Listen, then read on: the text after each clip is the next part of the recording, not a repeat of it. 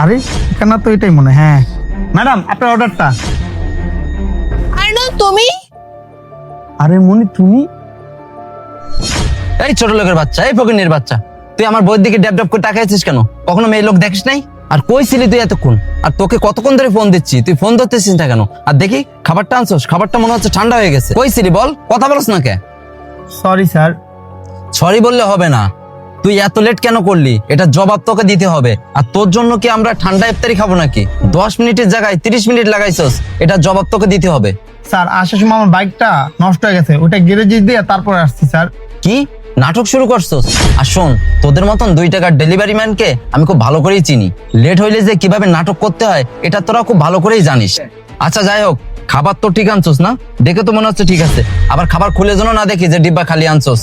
Sir খাবার তো ঠিক আছে, আর আমি মিথ্যা তো বলি নাই আপনার কাছে স্যার। এই এই এত নাটক সাজাইতে হইব না। তোর ডেলিভারি দেওয়া হয়ে গেছে না, এবার মানে মানে কেটে পড়। আর তোর তো এমনি নজরটা খারাপ দেখা যাচ্ছে, তুই আমার বোর দিকে কিভাবে যেন তাকাইছিলি। এমনই চলো। না আমি যাবো না, তুমি যাও। কেন? আমি ওর সাথে এখানে কিছু কথা বলবো। কেন, তুমি ওকে চেনো নাকি? হ্যাঁ আমি ওকে চিনি।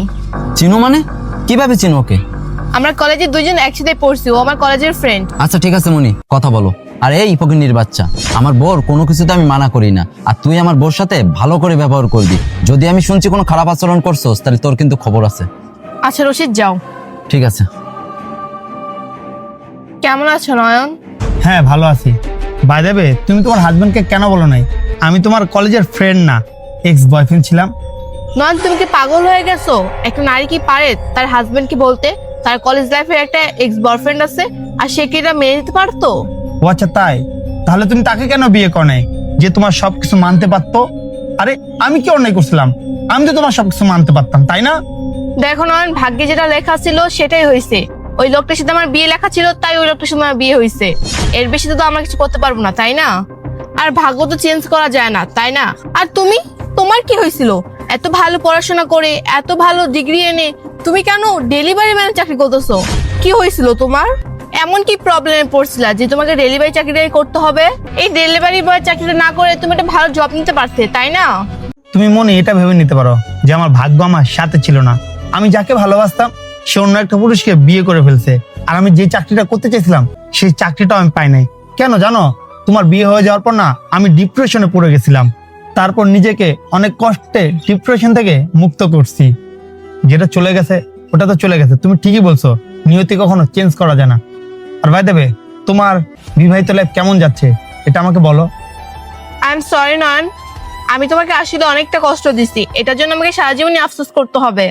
আরে মনি, এখন সরি বলার কোনো মূল্য নেই, কারণ তোমার জীবন আলাদা, আমার জীবন আলাদা। তোমার রাস্তা আলাদা, আমার রাস্তা আলাদা।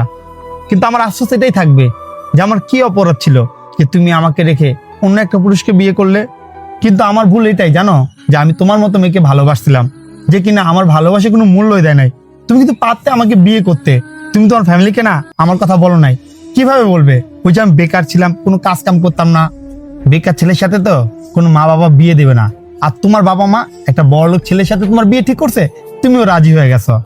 আর আমি না কখনো মানুষের কথা বিশ্বাস করতাম না। মানুষ সত্যিই বলে মেয়েরা সবসময় টাকায় ভালোবাসে, কোনো মানুষের মনকে না। আর পুরুষদের মন নিয়ে তারা শুধু খেলাই করে। কিন্তু আজকে আমার বিশ্বাস হয়েছে মেয়েরা সত্যি মানুষকে ভালোবাসে না, টাকাকে ভালোবাসে।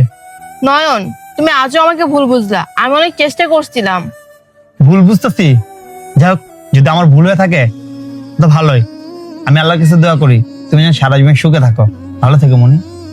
বন্ধুরা ভিডিও দেখে কি শিখলেন অবশ্যই কমেন্টস করবেন। সত্য কথা বলতে সবার ভাগ্যে সবকিছু জোটে না, চিন্তা করবেন যা চলে গেছে তা ভুলে যেতে, তাহলে লাইফে ভালো কিছু করতে পারবেন। আমার মতো কেউ ভুল করবেন না, ডিপ্রেশনে থাকবেন তো সারা জীবন আফসোস করবেন। এই ভিডিওটা ভালো লাইক শেয়ার কমেন্টস করেন এবং আমাদের পাশে থাকেন। সবাইকে অনেক ধন্যবাদ এই ভিডিও দেখার জন্য।